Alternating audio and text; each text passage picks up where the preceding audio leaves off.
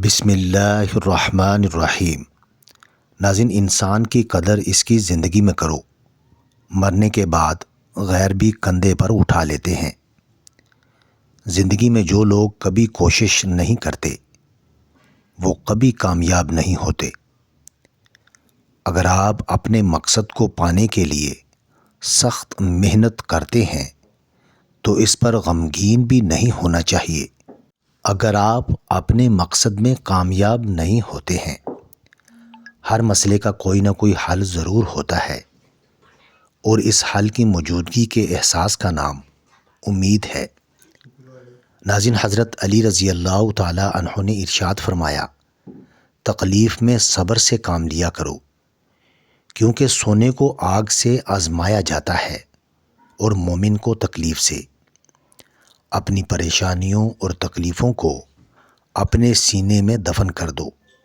اگر اپنے چہرے پر سجاؤ گے تو کمزور ہو جاؤ گے۔ زندگی میں کبھی بھی اپنے ہنر پر غرور مت کرنا، کیونکہ جب پتھر پانی میں گرتا ہے تو اپنے ہی وزن سے ڈوب جاتا ہے۔ خزاں سے گرے پتوں کو حقیر مت سمجھنا، کیونکہ انہی کے گرنے سے بہار آتی ہے۔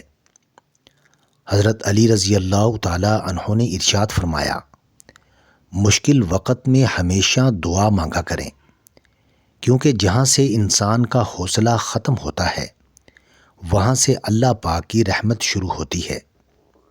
زندگی کسی کی بھی آسان نہیں ہوتی، زندگی کو آسان بنایا جاتا ہے پیار سے، خلوص سے، اپنائیت سے، اور سب سے بڑھ کر برداشت سے۔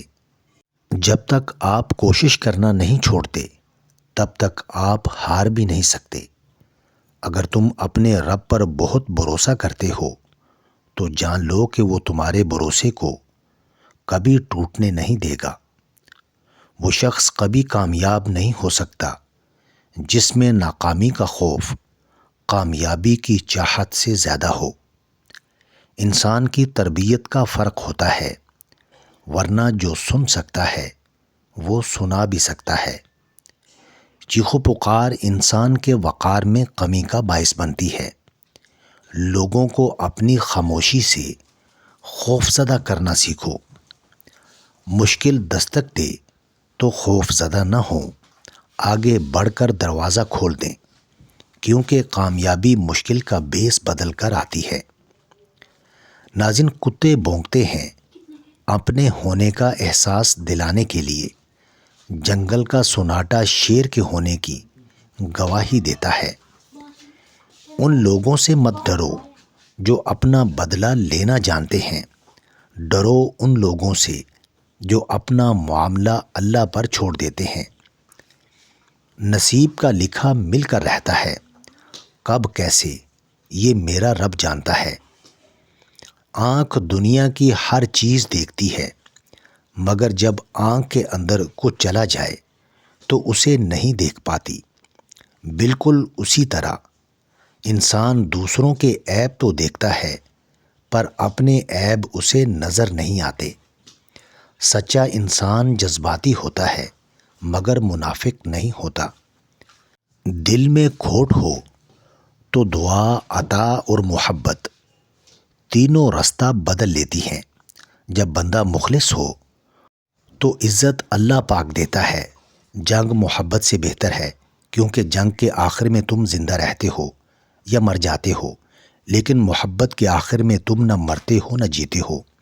اگر تمہارے رزق میں سے دوسروں کی ضروریات پوری ہو رہی ہیں تو تم خوش قسمت ہو کہ تمہارا رب تمہارا رزق پاک کر رہا ہے۔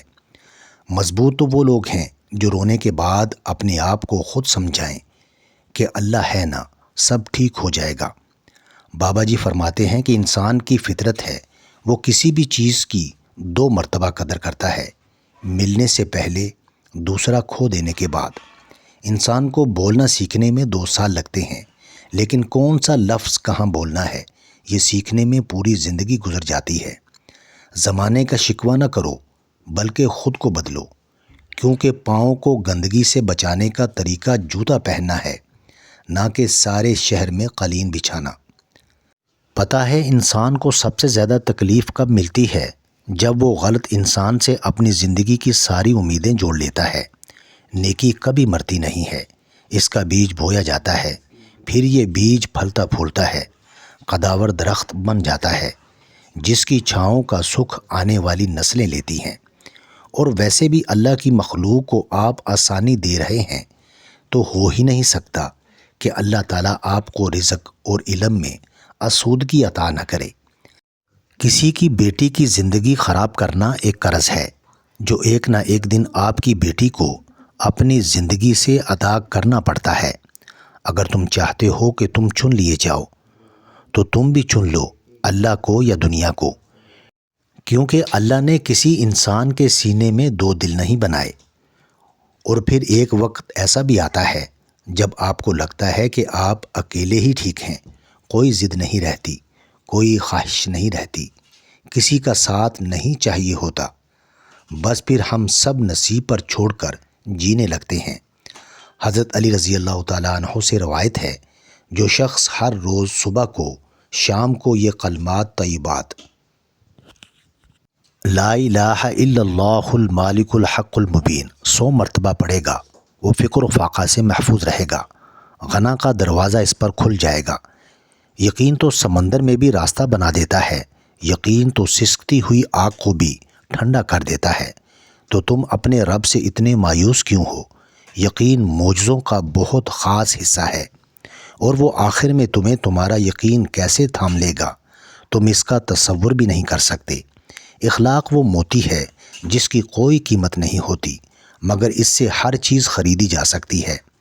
اللہ بہتر کرے گا، لیکن اللہ نے بہتر نہ کیا تو یقین رکھو وہ بہترین کرے گا۔ صرف رب کی ذات ایسی ہے جو معافی مانگنے پر یہ نہیں پوچھتا کہ غلطی کیوں کی تھی۔ سب سے خوبصورت اور صاف زبان رویوں کی ہوتی ہے، کچھ کہنا سننا بھی نہیں پڑتا اور ساری بات سمجھ میں آ جاتی ہے۔ بلی جس گھر میں بچے دے، اس گھر میں دولت کی بارش ہو جاتی ہے۔ آپ کو کیا لگتا ہے کہ آپ کے مرنے کے بعد آپ کے رشتہ دار، آپ کے دوست، آپ کی اولاد، آپ کے بہن بھائی قرآن پڑھ پڑھ کے آپ کو بخشیں گے؟ یہ افراتفری کا دور ہے، یہاں لوگ زندوں کو بھولے بیٹھے ہیں۔ مرنے کے بعد کون یاد رکھے گا؟